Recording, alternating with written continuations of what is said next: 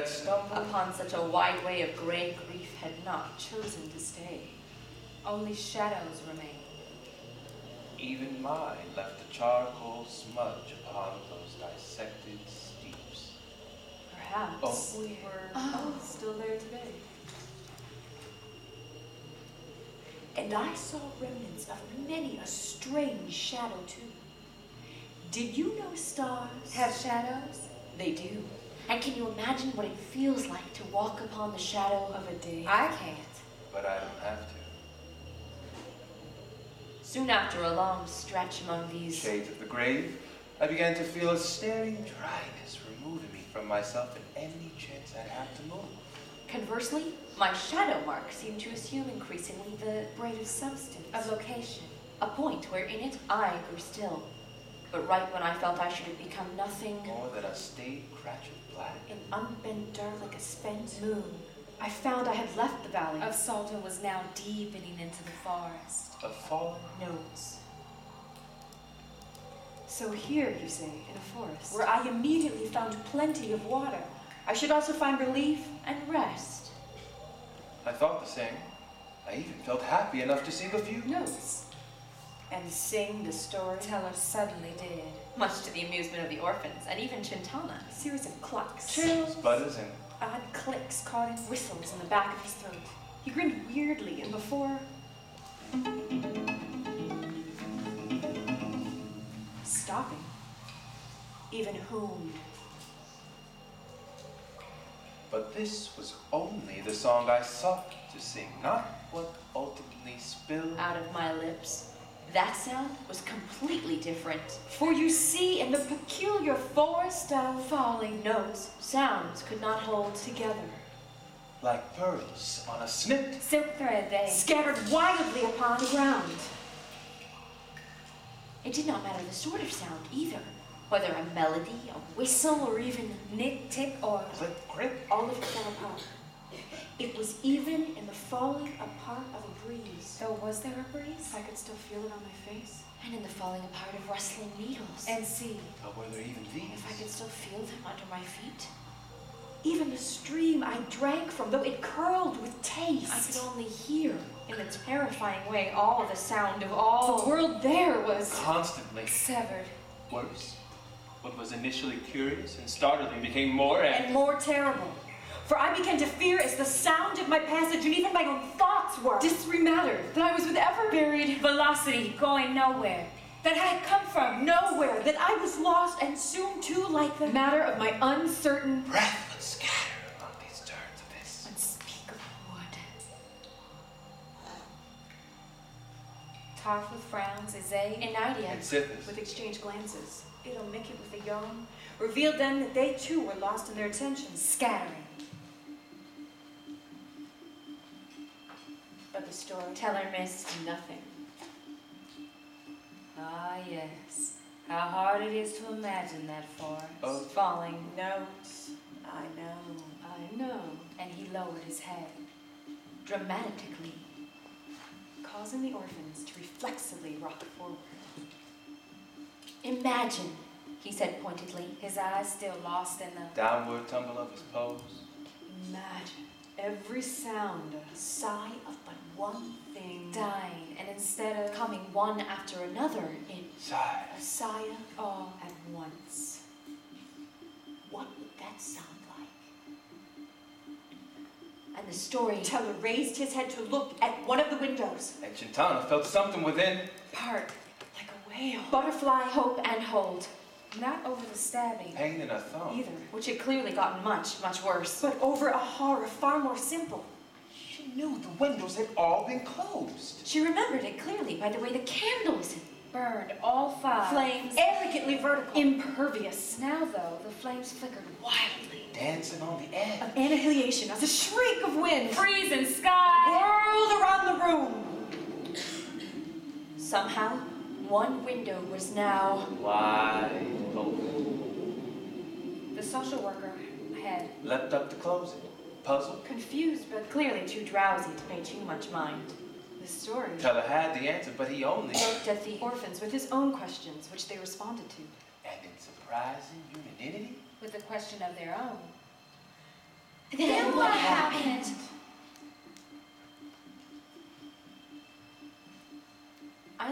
gladly the forest of falling notes, only to find myself at the base of a precarious path, rising up from twisting leaps of snow and looming boulders wrapped in a pale wisp, always moving. Cloud. The mountain of Many one paths had only one path as far as I could tell. here, at least, my shadow traveled with me, and the songs I whistled made sense. In fact, the mountain seemed Just? a mountain. Only when I began the dangerous descent did I start. To perceive through the briefly parting veils of Paul and missed another Climber on what I admitted then had to be a second path. Soon the figure was enveloped in white, never to be seen again. I'd begun to forget the sighting when on a completely different part of the mountain below me this time, I momentarily caught sight of another climber on a third path. This time, I moved down a little in his direction, only to watch a twisting sheet of white widen from my sight. Nor was that the last time. On the contrary, It was the beginning. climbers began to up all over the Mountain, always on a different path, always swept away by mist before reappearing somewhere else. Eventually, though, I managed to get a little closer before the pale wind stole these solitary figures away. And it was then that I could see how all of them looked exactly the same. and not just the same as one another, but the same as me. And while to this day I cannot really tell you what took place on the Mountain of many one paths, I understand still that in spite of so many climbing on figures, so many paths, I was completely alone up there. far worse than the petrified shadows and the fallen notes, the multiplication upon multiplication of my own solitude. Brought me repeatedly to the edge of despair. Which is where Quite sensibly, really. I finally found the man with no Arms. First there to greet me, though, was the soft glow of Osage orange and a burnt hush surrounding me, softening me. and how sleepy my strange travels have made me. So I fell. into a Hammock hung between two black willows. two black hills. Overleaning the edge of a pond where I slept for 3 days and 3 Nights. And when at last I woke, I saw on the other side of that pond a small hut, the door wide open with smoke drifting up from a Chimney somewhere off in the back. Upon entering, I found only 2 chairs and a tiny table supporting one large bowl of hot tea. I sat and drank all the tea, and when I lowered the bowl, I discovered sitting opposite me the man with no arms. So startled by his presence. The grayness of his presence, gray hair, gray whiskers. gray eyebrows, grayer still, his wide eyes, pupilless eyes. all of him gray, except for his Eyelashes, long, willowy lashes rising out and up As if they were falling away from the earth itself. Not gray at all, but Luminous. violet. I jerked backwards, dropping the empty bowl with a Lingering. clatter. And right then, the storyteller also jerked back his 2 hands Pale as February. Thrust out from underneath the silvery black tunic. to ward off some wild apparition. His grin twisted into mock feast, startling the orphans into a laughter which, in their own way, Elicicated his own chilling. laughed. You have come a long way. The man with no arms Said to me first. And I in vain. and trying to locate the fallen Bowl could only nod. You have come for one of my swords. And again I nodded, though I had not known the weapons he made were swords. You know they are expensive, but your Heart is black and price as much as you know what price is. Is no matter for you. I said yes this time, and the Man with No, arms laughed like a Corkscrew!